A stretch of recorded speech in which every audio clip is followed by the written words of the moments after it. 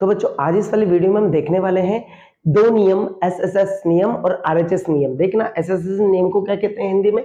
भुजा भुजा भुजा नियम। क्या बोला जाता है? भुजा भुजा भुजा भुजा नियम।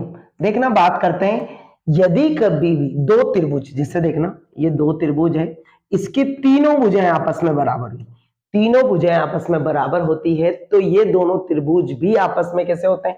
सर्वागसम होते हैं। कैसे होते हैं? सर्वागसम होते हैं। और सर्वागसम त्रिभुज को सीपीसीटी द्वारा हम कहते हैं संगत भुजाएं तो बराबर है ही सही, उनके संगत एंगल भी आपस में क्या होते हैं?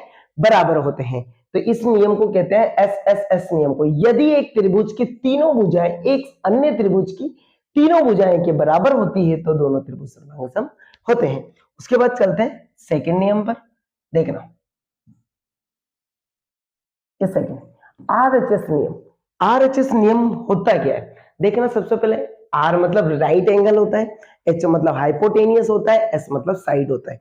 मतलब आर का मतलब होता है समकोण, समकोण। राइट एंगल मतलब समकोण, हाइपोटेनियस का मतलब होता है कर्ण, और साइड का मतलब होता है भुजा। मतलब ये कौन सा नियम है? समकोण कर्ण भुजा नियम। ठीक है, समकोण कर्ण भुजा नियम हिंदी में कहा जाता है। इंग्लिश में राइट एंगल हाइपोटेनियस साइड होता है। ठीक है, आरएचएस राइट हैंड साइड नहीं समझना है इसको, ये है हाइपोटेनियस, ये हाइपोटेनियस और ये राइट एंगल और साइड। ठीक है, सर्वांगसम नियम है। देखना इसमें क्या होता है, यदि दो समकोण त्रिभुज, यदि दो समकोण त्रिभुज की कर्ण और एक भुजा, कर्ण और कोई सी भी एक भुजा आपस में बराबर होती है दोनों त्रिभुजों में, तो वो दोनों त्रिभुज आपस में कैसे होते हैं? सर्वांगसम होते हैं। देख जैसे कि बात करते हैं, मैंने ये दो समकोण त्रिभुज लिए हैं, ये दोनों समकोण त्रिभुज है, इसकी एक कर्ण समान है और कोई सी भी एक भुजा ये वाली आपस में समान है, तो ये दोनों त्रिभुज आपस में कैसे होंगे? सर्वांगसम होंगे। ओके, देखना सर्वांगसम होंगे। इसके लिए मैंने एक एग्जांपल लिया जिसमें दोनों को देखने वाले हैं। हमारे पास में एग्जांपल है, ए बी एक रेखाखंड है तथा बिंदु P और Q इस रेखाखंड AB के विपरीत और इस प्रकार स्थित है कि इनमें से प्रत्येक A और B से समदूरस्थ है। मतलब A और B से दोनों के समान दूरी पर स्थित है, तो हमने लिख दिया ये दोनों समान है, चित्र हमें दिया गया है। उसके बाद में दर्शाइए कि रेखा PQ जो है रेखाखंड AB का लंब समद्विभाजक है। तो सबसे पहले तो ये लिख लेते हैं हम दिया क्या है, हल करते हैं, सॉल्यूशन करेंगे, तो यहां लिख लेते हैं दिया है। सबसे पहले ये लिखना है आपको, दिया है। क्या दिया है? कि जो ये बिंदु है ना, ए से P और Q आपस में क्या समान दूरी पर स्थित है, ए से और बी से। तो लिख देते हैं हम, क्या दिया गया है? AP बराबर है BP और AQ बराबर है BQ के। और आपको सिद्ध करना है, मतलब दर्शाना है, तो यहां पर सिद्ध करना है लिख देते हम, तो सिद्ध करना है। क्या सिद्ध करना है?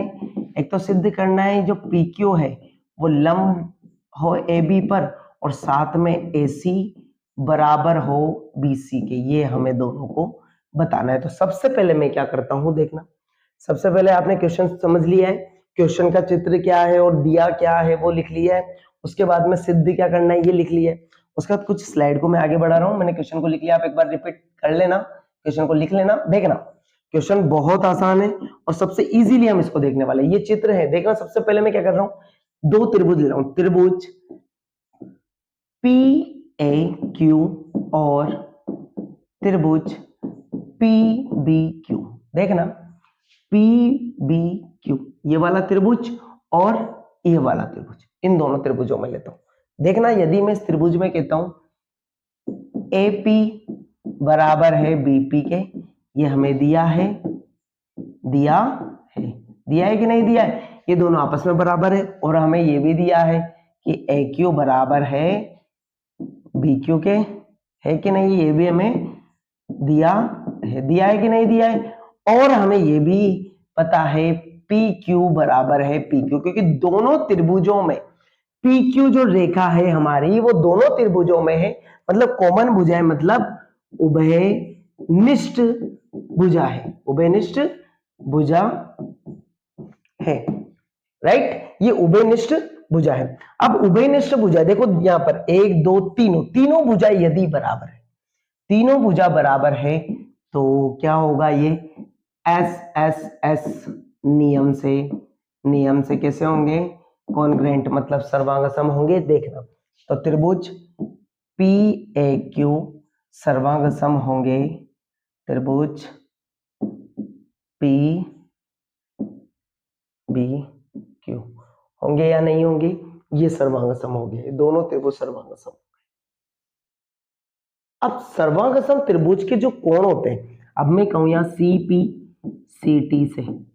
सीटी क्या कहता है, यदि सर्वांग सम त्रिभुज के संगत भुजा और संगत कोण बराबर होते हैं, भुजा तो सारी बराबर, तो संगत कोण भी बराबर होगा, तो मैं कोण ये ले रहा हूं, ये वाला कोण आपस में कैसा होगा, इनका बराबर होगा, तो मैं लिख रहा हूं कोण ए पी क्यू बराबर है ए पी क्यू, या फिर ए पी क्यू लिखोगे तो सी के भी बराबर होगा, तो यहां पर आप ए पी सी भी लिख सकते हो और ये भी लिख सकते हो, ठीक है, दोनों सही, क्योंकि कोण तो वहीं से बनता हुआ है, राइट। उसके बाद बात करते हैं किसके बराबर होगा, एंगल बी पी क्यू या फिर बी पी सी के बराबर होगा कि नहीं होगा, ये होगा। उसके बाद में देखना है, उसके बाद में मैं यहां लिख रहा हूं ताकि आपको आसानी से चित्र भी दिखता रहेगा और वो समझ में भी आता जाएगा। देखना उसके बाद में बात करते हैं, ये दो त्रिभुज ले रहा हूं मैं, ये वाला और ये वाला त्रिभुज ले रहा हूं।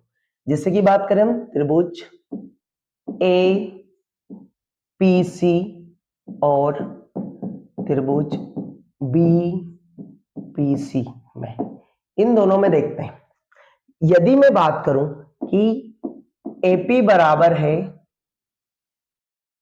PB के, है या नहीं है, AP बराबर है PB के, और देखो हमें यह भी पता चल रहा है कि PC जो है, PC जो दिखाई दे रहा है आपको, ये क्या है, आपस में बराबर है। क्यों, क्योंकि ये उभयनिष्ठ है, उभयनिष्ठ, और इसमें एक कोण भी बराबर है, एक कोण APC बराबर है BPC के।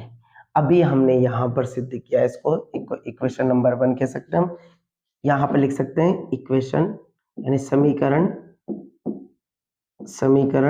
यहां समीकरण लिखा हुआ है, समीकरण 1 से, समीकरण 1 से ये क्या है, आपस में बराबर है, समझ में आया, ये बराबर है। अब एक बार देखिए, ये SSA नियम है या नहीं है, SSA नियम है तो हम लिख सकते हैं SAS नियम से, भाई ए को कहीं भी घुमा सकते हैं हम आगे पीछे, SAS नियम से ये दोनों त्रिभुज भी आपस में कैसे होंगे, सर्वांग होंगे, APC त्रिभुज BPC। अब एक बार देखिए, APC BPC के सर्वांग सम हो गया, तो ये दोनों त्रिभुज आपस में कैसे हो गए, सर्वांग सम हो गए। तो ये देखिए इनके संगत कोण ये बराबर होंगे, 90 डिग्री का दिखाई दे रहा है, तो मतलब इसको हम ये भी लिख सकते हैं ना भाई, 90 डिग्री का दिखाई दे रहा है कि नहीं दिखाई दे रहा है, क्योंकि अब संगत भुजाएं उनकी क्या होगी, आपस में बराबर होगी। तो संगत भुजा CPCT द्वारा देखना मैं क्या लिख रहा हूं, इसको हल्का सा ऊपर हल्का सा ऊपर कर देते हैं, चलो ऐसा करते हैं, इसको थोड़ा छोटा कर देते हैं, यहां तक समझ में आ गया होगा आपको, हल्का सा स्लाइड को। अब इसको देखना इस तरीके से, मैं यहां पर पेन पर चलते हैं, यहीं पर इसको सॉल्यूशन कर देता हूं। अब हमें इससे क्या मिला है, CPCT द्वारा हम बता सकते हैं कि AC जो है वो BC के बराबर होगा, एक तो इक्वेशन सेकंड मान लेते हैं, और ये भी बता सकते हैं कि कोण ACP बराबर होगा BCP के, वो भी कितना, 90 डिग्री का, कितना होगा, 90 डिग्री का। अब ये बताओ AB क्या है, एक रेखीय युग्म में क्या है, AB एक रेखा है जिस पर देखना angle ACP plus angle BCP बराबर 180 डिग्री, कौन सी है, रेखीय युग्म बने हुए हैं, बने हुए, तो रेखीय युग्म 180 डिग्री का होता है। इन दोनों का मान दोनों का क्या है, बराबर है, तो 2।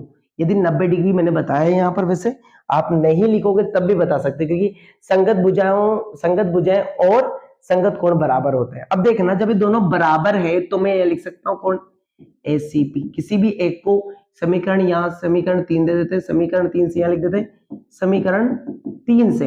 यदि समीकरण 3 से देखता हूं मैं, किसी भी एक को बराबर कर देता हूं, तो 2 एसीपी बराबर 180 होगा कि नहीं होगा। और जब एसीपी बराबर 180 बटे कितना होगा, 2, तो ये फिक्स हो जाएगा कि ये कोण कितना डिग्री का मिलेगा हमें, 90 डिग्री का मिलेगा। और 90 डिग्री का मिलने का मतलब है ये क्या है, बी ए बी पर क्या होगा, लंब होगा। तो हम यहां लिख सकते हैं कि ए बी पर पी क्यू लंब, साथ में समद्वि भाजन है, समीकरण 2 में लिखा हुआ है AC बराबर BC है, ये भी है लंब समद्विभाजन